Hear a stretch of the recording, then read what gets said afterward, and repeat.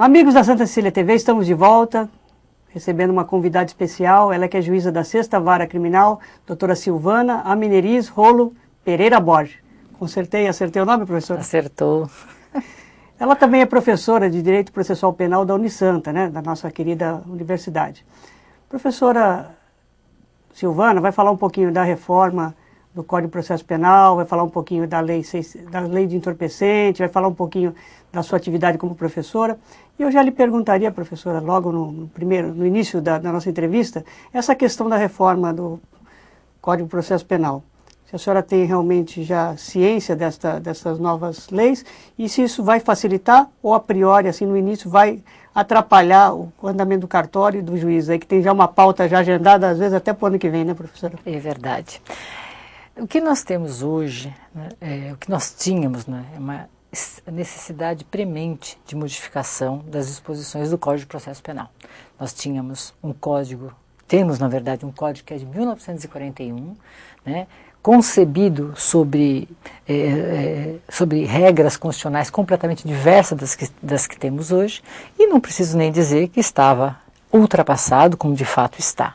Inclusive, é do meu conhecimento que o Ministério da Justiça instituiu uma comissão de juristas que, a partir de 1º de agosto, vão estudar a reforma do Código por inteiro, para que se tenha, de fato, um sistema, porque é essa a ideia que devemos ter de uma legislação processual penal. De qualquer forma, inserida num contexto de alteração da legislação atual e visando a seguridade nacional, a segurança nacional, o governo promoveu mudanças, né, o legislador promoveu mudanças agora, bastante significativas, né, que alteraram muito o procedimento normal que tínhamos para a apuração dos crimes, tanto no juízo comum quanto perante o Tribunal do Júri, o juízo do Tribunal do Júri. Então, dentro dessa ideia de celeridade, de modernidade, a reforma veio, assim, em pedaços. Parece que a ideia do legislador, de fato, era acelerar os procedimentos, mas acredito que só o tempo vai dizer, porque muitas das disposições novas vão ser difíceis de ser cumpridas. Perfeito. Professora, o que fica a sensação, acho que do telespectador, né, da população, é que essas leis elas já estão lá para serem implantadas, para serem discutidas há muitos anos. Aí quando acontece um caso de repercussão, como aconteceu recentemente, esse caso aí da menina Isabela, né, esse trágico crime que aconteceu, que foi fartamente divulgado na mídia, aí parece que elas são colocadas a toque de caixa. Os juízes não são ouvidos, a doutora sabe que os funcionários trabalham com motivação acima do normal, porque eles não têm incentivo, falta um investimento pesado em tecnologia, em papel, em estrutura de prédios de judiciário. E aí o que acontece? Quer dizer, o legislador às vezes acha que com uma canetada ele vai resolver o problema, porque a doutora tem toda uma pauta de audiências, quer dizer, o que vai acontecer? Vai ter que se adequar a essa nova legislação. E o que acontece também, que fica até pergunta, nós temos aqui o doutor Ricardo Ponzeto, sabia que a doutora vinha aqui, o que a senhora acha dessa questão de se unificar essas audiências, de colocar interrogatório, testemunho de acusação e testemunho de defesa? Quer dizer, muitas vezes o telespectador, né, a população não sabe, que às vezes uma testemunha pode demorar 15 minutos e tem outras que pode demorar horas, né, depende. Com certeza. Então, a doutora, com essa pergunta, doutor Ricardo Ponzeto, a senhora acha que isso vai ser possível ser implantado de imediato? Vai trazer dificuldade para o judiciário, para os funcionários, até para a sua pauta de audiência, né? Eu acredito que as dificuldades serão imensas, inúmeras. A começar pela dificuldade de apresentação dos presos, principalmente dos réus presos. Hoje, por exemplo, na minha experiência, né, no dia de trabalho, 3 audiências necessitavam da presença dos acusados aqui em Santos, porque eram pessoas que seriam ouvidas na comarca de Santos. E os presos estão vinculados a processos de São Paulo. Nenhum dos 3 foi apresentado. Perfeito. Só para o telespectador entender, aquela pessoa que é leiga, né, nosso programa, a senhora sabe que é feito para alunos, né, para juízes, claro. Às vezes, que nem um roubo, né, aí a pessoa precisa, que a vítima precisa reconhecer, né, o réu. E se ele não estiver presente, quer dizer, a audiência fica prejudicada. Seria um dos exemplos aí para o telespectador entender, né. E professora, essa questão aí, nós tivemos a lei 6368, 76, depois tivemos uma outra lei entorpecente que veio cheia de erros, e agora nós temos essa nova lei. Até ela ser colocada em prática, até o juiz se adaptar, no começo tinha divergências, né? A senhora sabe que o Santos trabalha com 6 varas criminais, São Vicente com 3, né? Temos Guarujá, enfim. E aí o que acontece?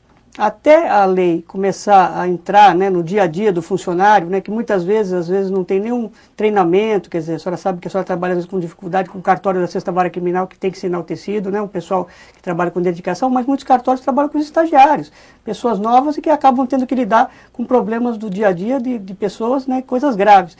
Então, essa reclamação não é esse apresentador que está falando, não, professora. Muitos juízes que já foram ouvidos aqui falaram justamente isso, que eles não são ouvidos. E que cada cartório tem uma peculiaridade, né, professora? Cada cidade, cada região tem uma peculiaridade.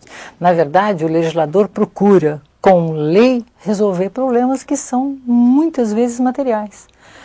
O senhor tocou na questão dos funcionários. Eu tenho como deixar de falar dos funcionários da minha vara, verdadeiros heróis. Eu atualmente tenho 5 escreventes trabalhando numa vara de entrância final, para o porte de uma cidade como Santos.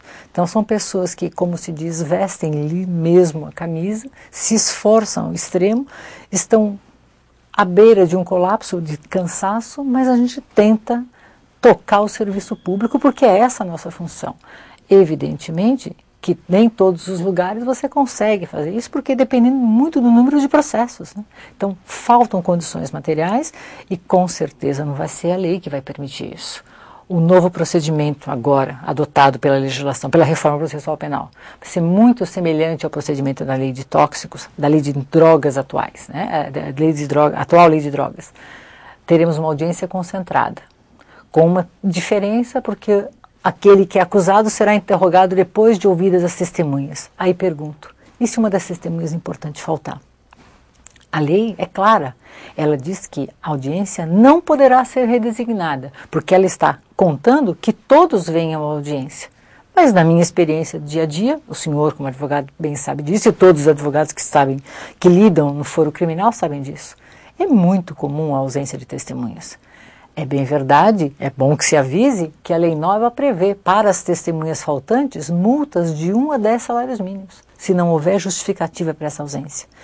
Tudo visando concentrar o ato processual. Então, em resposta à pergunta do advogado, Dr. Ricardo Ponzeto, que atua no nosso foro também, ele bem sabe que a dificuldade que teremos de conseguir concluir um ato processual serão inúmeras. E como o juiz vai dispensar a colheita de prova? Perfeito. Né? Da acusação ou de defesa, tanto faz? Não pode, né? Professora, nós vamos voltar nesse assunto e outros. E só queria dar um exemplo para o telespectador, né? Isso é que nem futebol, né? Fala que o time quer ganhar de 3-0, de 4-0 do adversário, mas tem que combinar com outro time antes que vai deixar fazer os gols. É mais ou menos por aí, quer dizer, vai se criar as audiências, mas precisa ver se vai ser possível viabilizar. Vamos fazer um breve intervalo, voltamos já.